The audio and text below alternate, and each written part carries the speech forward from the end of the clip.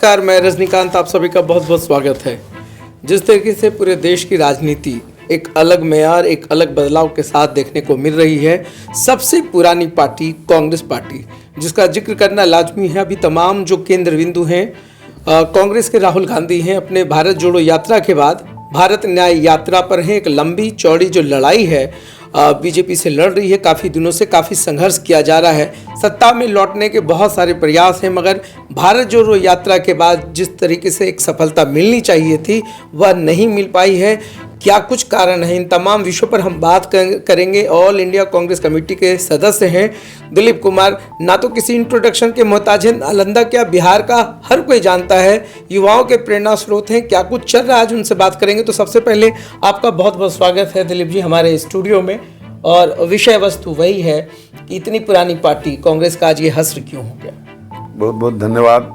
सबसे पहले तो मैं ये कहूँगा, सार्थ को धन्यवाद देना चाहूँगा कि आपने मुझे इस लायक समझा कि अपने यहाँ एक मौका दिया है।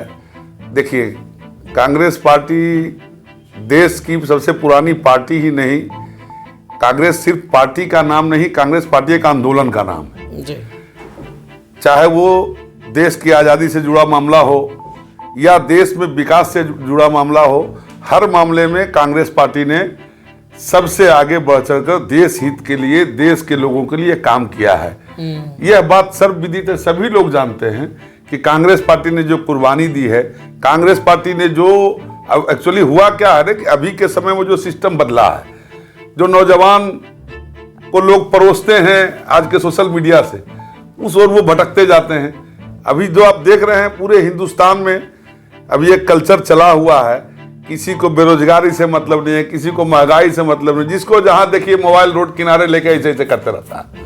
तो किसी को सोचने का शक्ति ही नहीं है कि हाँ हम करें क्या, देश में क्या हो रहा है, क्या अच्छा हो रहा है, क्या बुरा हो रहा है। इसी को देखने के जो अभी जो बदल चुका है, बदलाव आ चुका है। देखिए, हमारे राहुल गांधी जी का सोच, मतलब अब सोच नहीं सकते, हम लोग भी नहीं, हम लोग भी सामने जब रूबरू होते हैं तो उनकी सोच से जब हम लोग सामने होते हैं तो हमको लगता है कि हम लोग का सोच अभी बहुत नीचे है। उनका जो देश के प्रति सोच है, देश के प्रति लगाव है, देश के युवाओं के प्रति जो लगाव है, वो बहुत ही आगे है। लगाव भी है, आरोप भी है। लोग कहते हैं कि अभी की जो कांग्रेस है, अगर वो सही फल बोती या सही बीज बोती तो आज हिंदुस्तान का ये हश्र नहीं होता।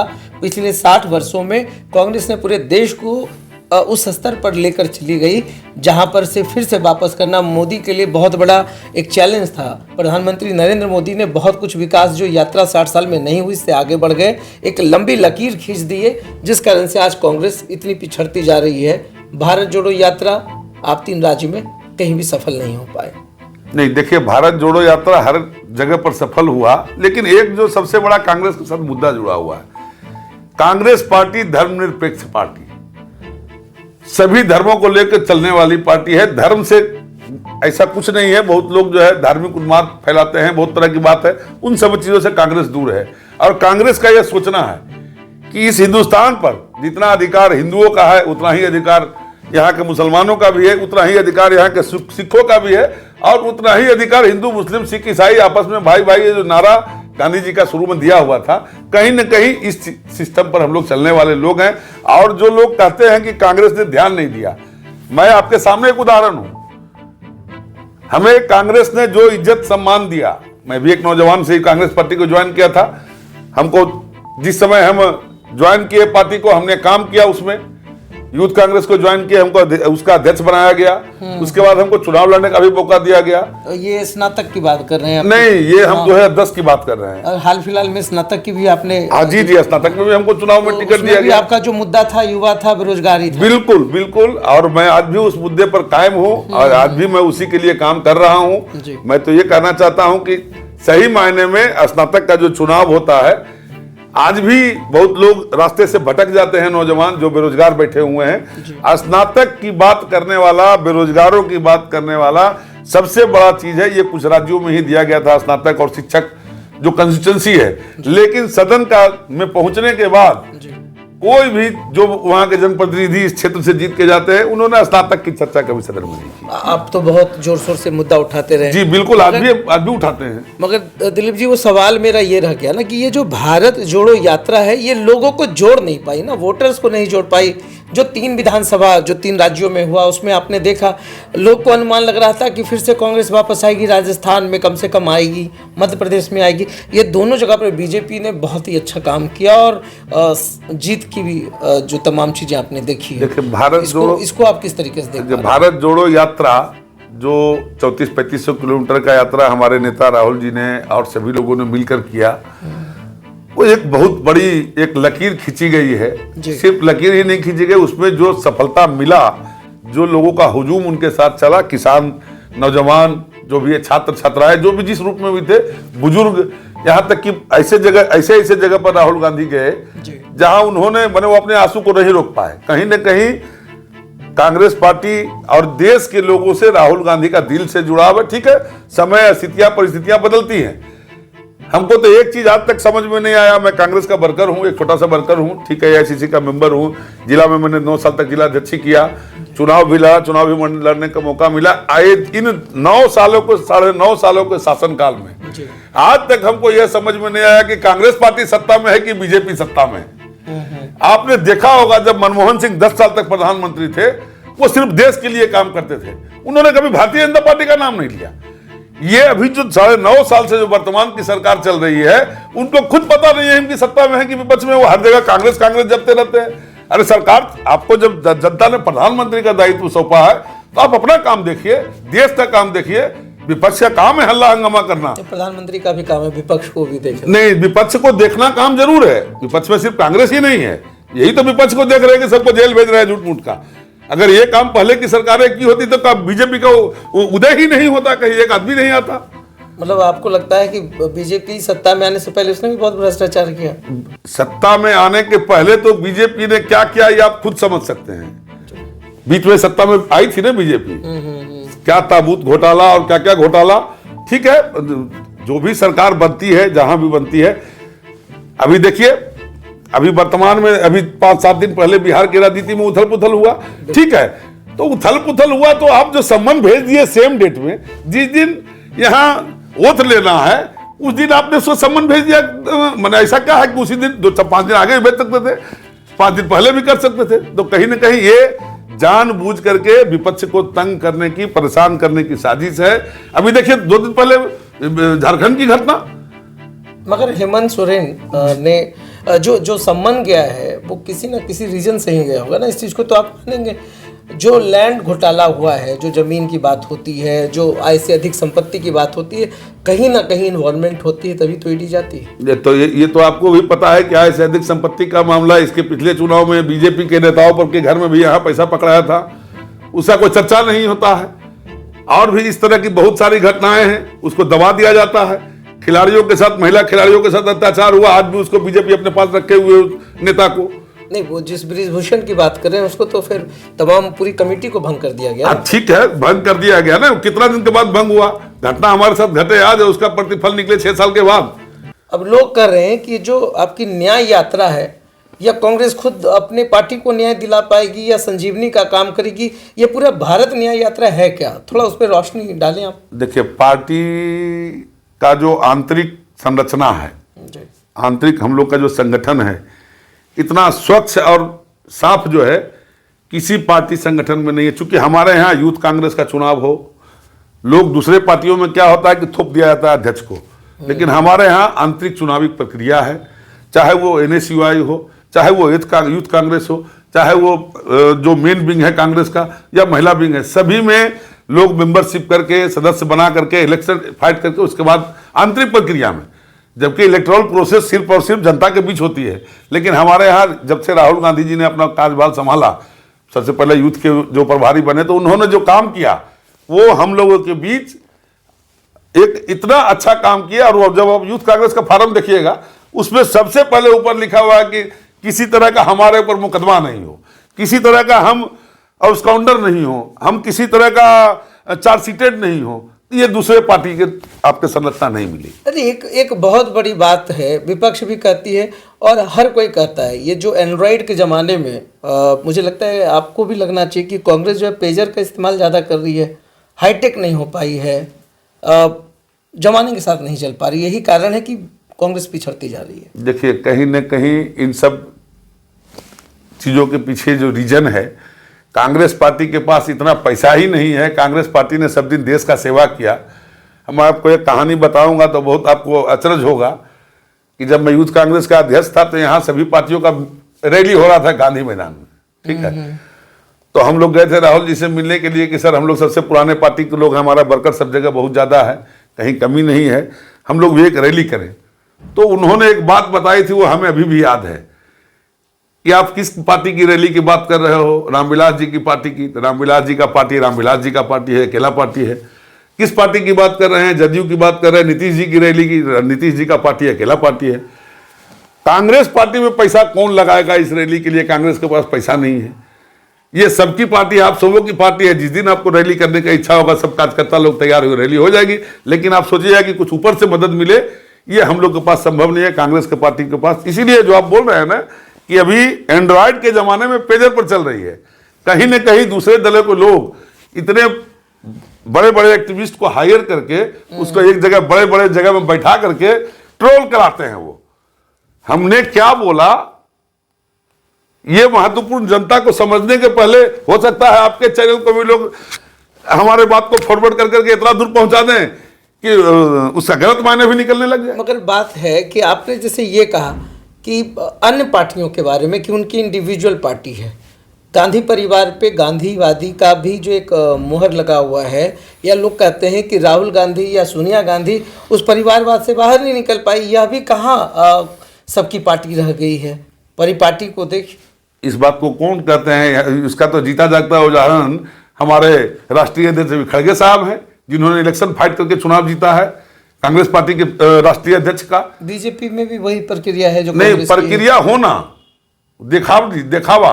और हमारे यहाँ डायरेक्ट, हम तो आपको कहिएगा तो हम फोटो दे देंगे आपको कि हम लोगों ने वहां जाकर वोटिंग किया है। चूंकि मैं भी एक प्रतिनिधि था जी, एक प्रतिनिधि होने के नाते हमने भी राष्ट्रीय अध्यक्ष का वोट किया है। और हमारे यहाँ 2 प्रत्याशी थे, एक जो है हमारे खड़गे साहब थे और एक उनका नाम है, देखिए वो केरला के हैं, जो चुनाव लड़े थे। 2 प्रत्याशी थे हमारे यहाँ जी। दोनों को वोट आया, ऐसा नहीं है कि नहीं आया। जिनके पसंद वो थे उनको ही वोट आया। मगर कद उनका बाहर नहीं हो पाता ना, कद उनका राहुल से, सोनिया जी से काफी नीचे रह जाता है। ऐसा तो है नहीं, हम लोग तो ऐसा बहुत नहीं, सारे कार्यक्रम में ऐसा नहीं। देखा अभी जाता हम है। हाल फिलहाल में दिल्ली के मीटिंग से आए हैं, उसमें कहीं राहुल जी सोनिया जी नहीं थे। राष्ट्रीय अध्यक्ष के साथ हम लोग की मीटिंग थी, आज भी मीटिंग चल रही है, उसमें कहीं राहुल जी सोनिया जी नहीं है। ये पूरा जो न्याय यात्रा है या जो भारत जोड़ो यात्रा है, कांग्रेस 2024 और 2025 का जो चुनाव आने वाला है, और उसके बाद मैं एक और सवाल पूछूंगा, चूंकि आपकी पार्टी से जुड़ा हुआ है। इंडी गठबंधन टूटने वाला है, जदयू और बीजेपी स्पष्ट रूप से कह रही है। देखिए, जदयू और बीजेपी क्या कह रही है, ये तो आप अभी हाल फिलहाल का प्रकरण को देखे हैं, बिल्कुल है ना। कहीं न कहीं गठबंधन टूटने वाला है, हमारे गठबंधन से उनको क्या लेना देना।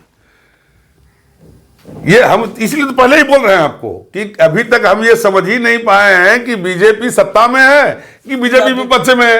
मगर 2024 और 2025 का चुनाव कांग्रेस देखिए, चुनाव है। अभी क्या है ना कि अभी जो हाल फिलहाल में आपने देखा कुछ धार्मिक अनुष्ठान, धार्मिक प्रक्रिया, मैं उस ओर जाना नहीं चाहता हूं, क्योंकि हम लोग भी धार्मिक हैं, ऐसा नहीं है कि नहीं धार्मिक हैं।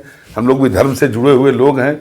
और अगर लोगों को याद होगा तो उनको जरूर ये याद होगा कि उस राम मंदिर का अयोध्या का ताला खुलवाने वाले हमारे दिवंगत नेता राजीव गांधी जी थे, ठीक है। कहीं न कहीं उसके बाद क्या क्या हुआ, समय के अंतराल में सब कुछ बदलते जाता है। पहले अंत वाली कील तो फिर बीजेपी नहीं ठोकी, ठीक है, ठोकना अभी फिर इसी पर तो हम बोल रहे हैं आपको कि जो कांग्रेस पार्टी का बनाया हुआ जो भी डर्रा परफॉर्मा था, उसी पर बीजेपी चल रही है।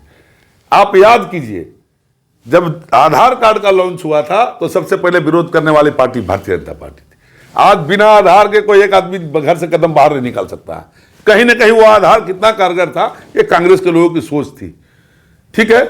उसके बाद चलिए, जब एटीएम शुरू हुआ था, बैंकों में डिजिटल कार्य का शुभारंभ हुआ था, उसका सबसे पहले विरोध करने वाले भारतीय जनता पार्टी थी। हाल अभी जो कुछ दिन पहले कल बजट पेश किया गया परसों, इसमें एक बहुत ही अच्छा एक स्लोगन दिया गया, पंचलाइन दिया गया है बीजेपी की तरफ से, ग्रोथ, डेवलपमेंट और परफॉर्मेंस। जीडीपी का जो एक नया परिभाषा गढ़ा गया है कि जीडीपी भारत का बहुत ऊपर हो गया है, भारत काफ़ी विकसित होने वाला है, तमाम चीज़ें हैं, और इन तमाम ग्रोथ, डेवलपमेंट और परफॉर्मेंस को आप किस तरीके से देखते हैं, और बजट को किस तरीके से देख पा रहे हैं? देखिए, बजट में न युवाओं के लिए कुछ था, न मध्यम वर्गीय परिवारों के लिए कुछ था। आप कह रहे हैं कि बहुत हमारा ग्रोथ हो रहा है, तो ग्रोथ हो रहा है तो इनकम टैक्स का स्लैब का क्यों नहीं ग्रोथ किया आप? ये तो बता रहा है आपको कि कहाँ हैं आप।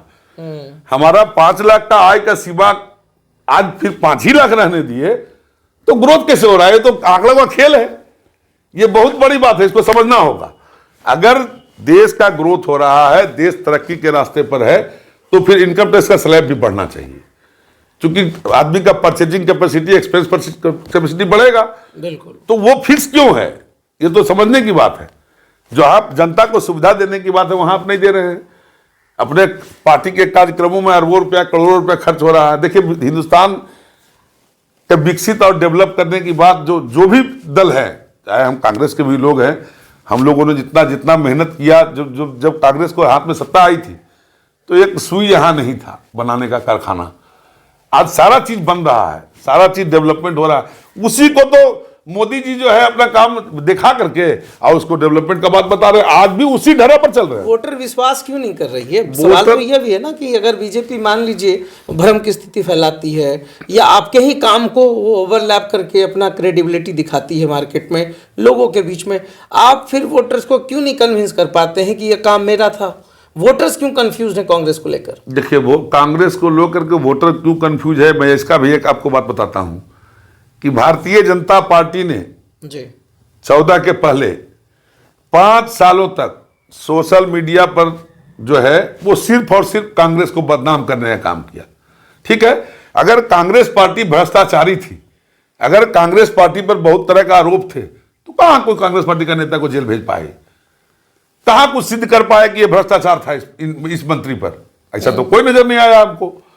ठीक है, थोड़ा देर के लिए भेज दे सकते हैं आप हमको जेल, हम आपको भिजवा दे सकते हैं, लेकिन दोष सिद्ध होगा तभी ना हम जेल में रहेंगे। तो जेल से तो तुरंत सब लोग को निकल के कहा है, अगर दोष सिद्ध हो जाता, दोषी हम होते तो जेल में रहते।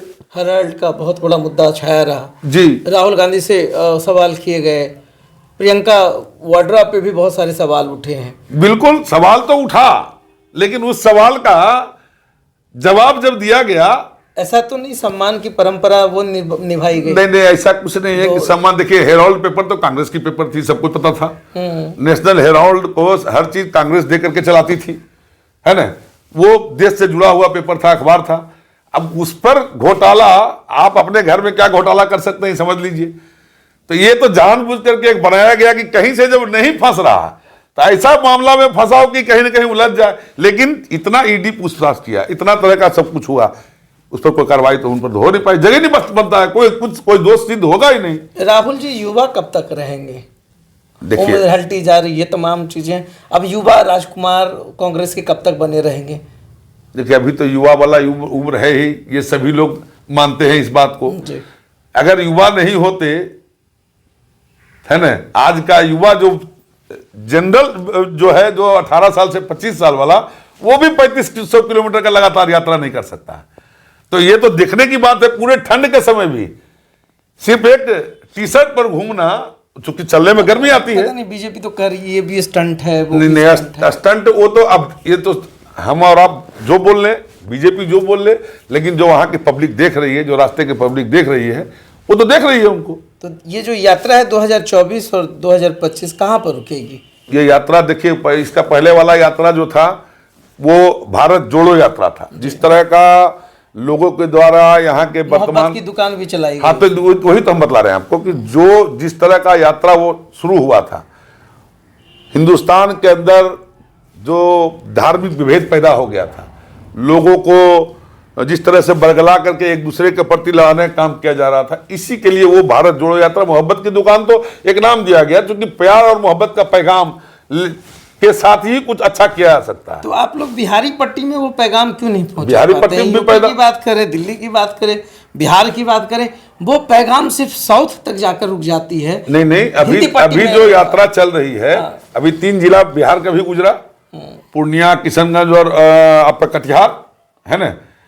तो ये वहां भी आप देख सकते हैं, वहां का सारा कहीं वो दिखाया हुआ तो है नहीं, जो मीडिया के द्वारा भी दिया गया है या जो भी दिखाया गया है वो तो गलत नहीं है।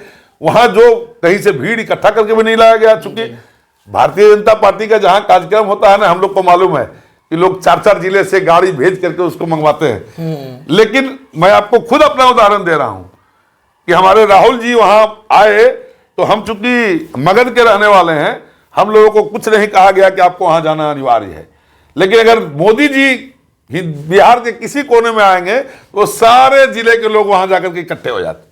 इसका उदाहरण तो हम आपको खुद दे रहे हैं कि हम नहीं गए उस यात्रा में। लोकसभा चुनाव आ रहा है दिलीप जी, बहुत महत्वपूर्ण है ये चुनाव हर पार्टी के लिए। एनडीए करी 40 की 40 सीट हमारी, फिर आप लोग कहाँ पे हैं? अच्छा, बोलने में कुछ लगता है किसी को? हम भी अभी बैठे बैठे बोल दें कि 40 का 40 सीट मेरा तो गठबंधन का मोदी है तो गारंटी है, ये भी कहा नहीं, जाता ऐसा कुछ नहीं है। वो मोदी है तो गारंटी है, ये तो कहना बहुत आसान है ना। लेकिन मोदी है तो सिर्फ गारंटी नहीं है, मोदी है तो सब चीज है। अब सब चीज में आप समझ सकते हैं कहाँ क्या है। उनके बोलने का अर्थ जो है, आप देखिए, इतनी बड़ी घटनाएं होती हैं हम लोगों का धार्मिक अनुष्ठान में बिना पूजा पाठ के और बिना अगर कोई बड़ा अनुष्ठान किया जाता है तो प्राण प्रतिष्ठा में, आज जो हिंदुस्तान के 4 मठ जो हम लोग पीठाधीश मानते हैं, उसमें एक भी उस जगह पर नहीं पहुंचे। तो ठीक है, वो कांग्रेसी तो थे नहीं, ऐसा नहीं है कि वो कांग्रेसी थे तो कांग्रेस वाले ने रोक दिया उनको। ये भी लग रहा था ना कि कांग्रेस ने इन्फ्लुएंस किया क्या शंकराचार्य को। शंकराचार्य को इन्फ्लुएंस करने वाला कांग्रेस कौन होता है? शंकराचार्य कांग्रेस की बात माने हैं क्या? वो तो पहले से उन्हीं की बात मानते आ रहे थे। लेकिन जब उनको कुछ समझ में आया कि नहीं, ये परिपाटी गलत है या जो भी है, तो उन्होंने कहा कि भाई जो उनको करना है कर लें। अब तो प्रधानमंत्री है, उनको कौन रोक सकता है? तो लोकसभा में क्या कुछ उम्मीद की जा रही है? लोकसभा देखिए, हमारा महागठबंधन काफी मजबूती से चुनाव लड़ेगा। और जहां तक हमारा विश्वास है, जो ऐसे ही बोलने के लिए नहीं कि हम 400 सीट पर जीत जाएंगे, लेकिन यह है कि जरूर 15 से 20 सीट हमारा गठबंधन बिहार में आएगा। लोकसभा में बिल्कुल आएगा। ममता जी छोड़ रही, बिल्कुल। ममता जी से बिहार में क्या फर्क पड़ रहा था हम लोग को? नहीं, महागठबंधन की बात। अब तो उनकी इच्छा। नीतीश कुमार सबसे बड़े थिंक टैंक थे महागठबंधन के। भारतीय जनता पार्टी के जैसा जबरदस्ती तो किसी को रखा नहीं जा सकता है। भारतीय जनता पार्टी से जो लोग निकलना चाहते हैं, उन पर ईडी और सीबीआई का केस लगा दिया जाता है, उनको जेल भेजने का प्रक्रिया शुरू हो जाता है। अब इस महागठबंधन, ये जो इंडिया गठबंधन था ना जी, इसमें भी यही प्रक्रिया हो गया ना। इतना ना सबको देखिए, झारखंड के जो हैं उनको डिस्टर्ब किया गया, यहाँ लालू जी को कहीं और, ममता जी को भी हो सकता है कुछ नोटिस गया होगा, इसलिए वो भी कह रहे हैं कि भाई हम अपने निर्णय नहीं रहेंगे। मतलब ईडी को हथियार के रूप में। बिल्कुल। ईडी देखिए, ईडी को हम लोग पहले, ईडी जब हम लोग बहुत ज्यादा तो वो सब चीज को नहीं जानते हैं, लेकिन हम लोग यही जानते थे कि ईडी में जो होता है वो प्रवर्तन निदेशालय है। उसमें जो है देश से बाहर का जो आवागमन रुपया तुपया का होता है, उसमें पकड़ देखो। अब तो ईडी का इतना बड़ा हथियार ही बना लिया, जो काम सीबीआई और सीआईडी का था वो ईडी के साथ हाथ में सौंप दिए। अभी बताइए कि इसके ऊपर का जब कुछ होगा घोटाला, तो उसको कौन, उस ईडी के ऊपर का संस्था कौन देखेगा? ईडी तो सबसे ऊपर का संस्था था। 2024 लोकसभा का चुनाव, क्या दिलीप कुमार कांग्रेस से चुनाव लड़ेंगे? देखिए, पार्टी जो भी एक जवाबदेही हमको देगी। आपके दिल की बात पूछना नहीं, दिल की बात तो अगर हमको पार्टी चुनाव में टिकट देगी तो जरूर लड़ेंगे, लेकिन टिकट से ज्यादा महत्वपूर्ण है, मैं ये पहले से कहते आया हूं कि हमारा वर्कर चुनाव लड़े। कांग्रेस पार्टी, मैं एक उसका बोलना तो नहीं चाहिए, मैं कांग्रेसी हूं और आजीवन हमारे ऊपर से लेकर नीचे तक बड़ा परिवार, पीढ़ी दर पीढ़ी हम लोग कांग्रेसी रहे हैं। और आज भी हमारी सोच 100% कांग्रेस के साथ है। क्योंकि जब कांग्रेस का विचारधारा में आप एक बार बैठ जाइएगा, उसके संस्था और मीटिंग में बैठ जाइएगा, तो आपको समझ में आएगी कि नहीं कांग्रेस पार्टी क्या है। लेकिन हुआ क्या, विगत दिनों में हम लोगों के पार्टी का जो रीढ़ था, सेवा दल, यूथ कांग्रेस, NSUI, जो शुरुआती दौर का जो पार्टी को लेकर आगे चलने वाला था, कुछ बड़े नेताओं की गलती से जो है वो कमजोर पड़ते चला गया। उसको मजबूत करना है, उसको सबसे पहले मजबूत करना है। हम तो, मैं अपनी ओर से अगर हमसे कहना चाहिएगा तो हम तो ये कहेंगे, हमसे अगर पार्टी के आला कमान पूछे, हमारे राष्ट्रीय अध्यक्ष पूछे या राहुल जी पूछे या सोनिया जी, तो मैं सबसे पहले ये कहूँगा कि चुनाव महत्वपूर्ण नहीं है, पहले देश का सेवा महत्वपूर्ण है। जनता की आकांक्षाओं के रूप हम लोग खड़ा हों, अगर पार्टी में कहीं जो भी है संगठन को हम लोग मजबूत करें, जनता के बीच हम लोग पहले पहुंचे, अपना बूथ के सिस्टम को हम लोग मजबूत करें, धार्मिक आईटी सेल को भी मजबूत करें। धार्मिक आईटी सेल तो मजबूत अपने आप, जब वर्कर मजबूत हो जाएगा तो सभी के हाथ में मोबाइल है आजकल, आईटी सेल तो अपने आप पैदा हो जाएगा। ये लोग आईटी सेल को पैदा किए हैं जबरदस्ती हायर करके। जो भी अभी जो जिस पार्टी की भी आप बात कर रहे हैं, आप देखे होंगे उन्होंने इतना ट्रोल किया, इतना सोशल मीडिया, इतना फेसबुक, इतना व्हाट्सएप पर मैसेज आया तरह तरह का कांग्रेस के प्रति। 14 के पहले है ना, 14 के बाद वो फिर कौन हो गया। जब जब चुनाव शुरू होता है 6 महीना पहले, देखिए आरएसएस एक संगठन है, ठीक है, हमको आरएसएस क्या है नहीं इस तरह में नहीं जाना है, लेकिन आरएसएस एक हिंदूवादी संगठन है। वो 4.5 साल तक अपने संगठन हिंदूवादी के लिए काम करता है और बीते 6 महीना जब चुनाव का बचता है तो भारतीय जनता पार्टी के लिए काम करता है। ये बहुत बड़ी बात है। हमारा सेवा दल भी एक विंग था जो जनता के बीच जा करके अपने पार्टी का कामों का प्रचार प्रसार, उनका क्या दुख तकलीफ है, इसमें पहले सहभागिता होती थी, लेकिन कुछ बड़े नेताओं की गलती से हमारा वो कुछ विंग कमजोर पड़ गया। तो मैं ये कहना चाहूँगा अपने आपके माध्यम से भी कि कांग्रेस पार्टी को सबसे पहले पूरे देश में अकेला सिस्टम के तहत आना चाहिए, क्योंकि जनता का विश्वास अगर जीतना है तो कांग्रेस के लिए कोई पहचान की आज भी आवश्यकता नहीं है। आपके घर में भी कांग्रेसी मिल जाएंगे, मेरे घर तो हम तो है ही हैं, इन जो भी लोग रहेंगे उनके घर में एक एक कांग्रेसी जरूर मिल जाएंगे। गांव चलिए आज भी कांग्रेस का है, जिस घर में जाइए कांग्रेस के लोग हैं। कहीं ना कहीं कांग्रेस का जड़ आज भी मजबूत है, लेकिन जो अभी नया नौजवान पीढ़ी है उसको लोग इतना जल्दी बरगला लेते हैं धर्म के नाम पर, जात के नाम पर। कांग्रेस में जात भी मायने नहीं रखती है। आप उसको अगर देखे होंगे तो कांग्रेस के ही देन है कि भिन्न भिन्न धर्मों जातियों के लोग सभी लोग मुख्यमंत्री बने हैं यहाँ, सबका मैंने कांग्रेस पार्टी का ही देन है। ऐसा नहीं है कि नहीं है, कांग्रेस पार्टी में प्रधानमंत्री भी बदले हैं, है ना। अगर चाहती तो सोनिया जी को कोई प्रधानमंत्री बनने से रोक नहीं सकता था। हम लोग तो इसीलिए आज भी उनको त्याग की प्रतिमूर्ति कहते हैं। चाहते तो राहुल गांधी सत्ता में रहते हुए प्रधानमंत्री बन सकते थे, लेकिन उन्होंने कहा कि नहीं, मैं देश को पहले समझूंगा, देश के लोगों को भावनाओं को समझूंगा, उसके अनुरूप हम काम करेंगे। अगर देश चाहेगा तो हमको, जनता चाहेगी तो हमको प्रधानमंत्री बनाएगी। जनता चाहेगी तो सोनिया हो या राजीव गांधी, किन्हीं को भी प्रधानमंत्री बना सकती है। कई वर्षों की लड़ाई है, बहुत बड़ा संघर्ष है, और जब से बीजेपी आई है कांग्रेस संघर्ष ही कर रही है। तमाम मुद्दों पर भारत न्याय यात्रा का इस पूरी मंजिल को कहां तक लेकर जाएगी, कितनी सीटें जीत पाएंगी, क्या कांग्रेस फिर से सत्ता में आएगी, इन तमाम विषयों पर कांग्रेस के जो ऑल इंडिया कांग्रेस कमेटी के सदस्य हैं दिलीप कुमार जी ने खुलकर बेबाकी से अपनी बात रखी है, सुझाव भी दिया है। इन तमाम विषयों पर हमसे बात करने के लिए आपका बहुत बहुत धन्यवाद। जी धन्यवाद।